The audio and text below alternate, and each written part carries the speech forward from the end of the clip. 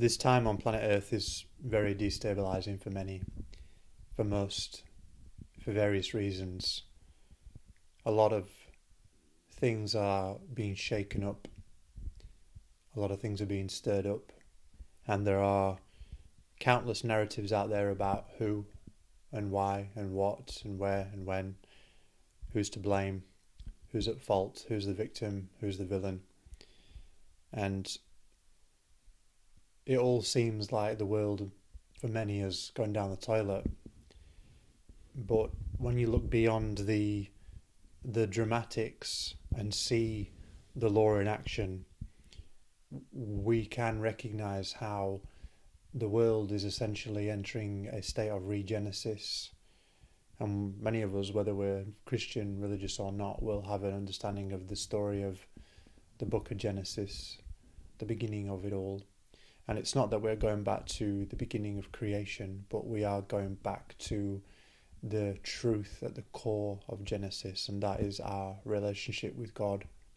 And so as we move through these chaotic times, a lot of the destabilisation that people are feeling is a result of their identity in God or lack thereof. And it's interesting that the law of gender, the law of Genesis, you could say, is essentially what brings us to a sense of self and identity. And for so many, that is starting to fall apart. The personas and the facades that people wear to interact with the marketplace because they are negotiating power through fear rather than rooted with it in faith. So the law of gender generation simply means that what is created must contain a balance of masculine and feminine energy. And so as we enter a time of regenesis, it's about how we are balanced in our masculine and feminine polarities internally so that what we create comes from that harmonized place. It's not about how we identify, although our identity cops it, because the difference we are looking at now is how we identify in this world, the facades that we hold on to versus our rooted sense of self and presence in God. And we have starved the root.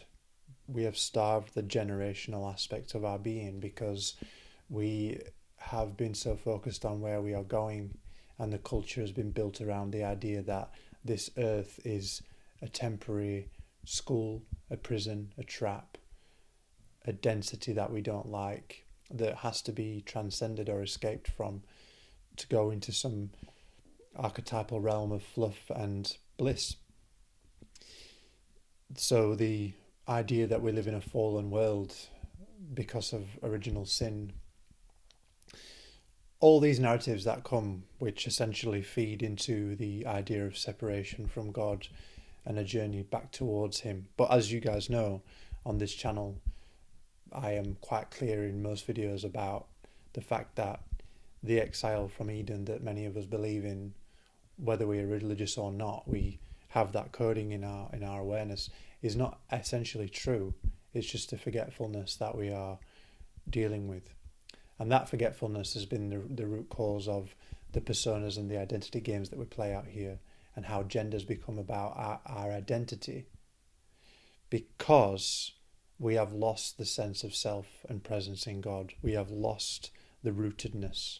The energy has been starved from the roots and been sent upwards into where we're going next, what's happening, how do we secure our future, fueled into hopes and fears rather than rooted in presence in faith at the moment, rather than being grounded with the mother in the body. And that's one of the key inversions of our recent history, is that life is about transcending the body. It's about ascending the body, when actually the truth is it's about restoring the Edenic frequency, the Edenic flame within the body, and recognizing that God is seated in our biology all the time, non-stop, and we are never not breathing with Him. He is never not seated within. The only thing that stops us feeling that resonance and feeling that relationship is all the stories, all the journeys of separation and duality that we've got playing out that keep us from presence with that truth. So presence with that truth is what allows it to ferment and start to seep into every cell, every organ, every bone of the body, that flame of remembrance that was always there, but just not forced. And that's the beauty of our beautiful Father, because he doesn't force us to follow him, but he stays with us regardless of whether we do or not. So the time that we're moving into, truth is weaving its way ever so more powerfully through everything, through every structure, through every facade, every identity, every institution, business. This is why the world is moving through a destabilizing time, because the energy of truth is rising, and many would call this the apocalypse, revelations. Not necessarily bad words, because it is about revelation. And apocalypse means the lifting of the veil. So it is about lifting that veil and moving into a time where the divine masculine presence of the Holy Father is finding a way to present itself once more. So anything that's not rooted in that, anything that's not facing that in honesty, is going to struggle to survive. And that's the destabilizing that everyone's feeling. So as much as it can feel like chaos and punishment, it's actually a natural process of illumination that's taking place. And all it requires us to do is to be prepared to lay down the identities and the games of self that come through fear and hope, that aren't rooted in faith and presence with God right now. And that is the journey that we're on. Air, flexibility, malleability. I mentioned before in my video that Yeshua talked to the meek inheriting the earth. This calls for flexibility. It calls for the ability, the need to be able to bend with the wind, the Aquarian wind, you could say, because creation has to be flexible. It has to breathe, and when something becomes rigid, that's when the problems start. And we have made structures very solid, very rigid, not just our economic, social, health, societal systems, but our sense of self. There's been a clinging to a narrative about who we think we are, but those patterns, the ones that are built on falsehoods, the ones that are built on fear, the ones that are built for safety and survival, that aren't rooted in faith, have nothing to do but fall away. And that is going to destabilize a lot of people. But the solution is clear. God, whether we like it or not, is taking his throne once more.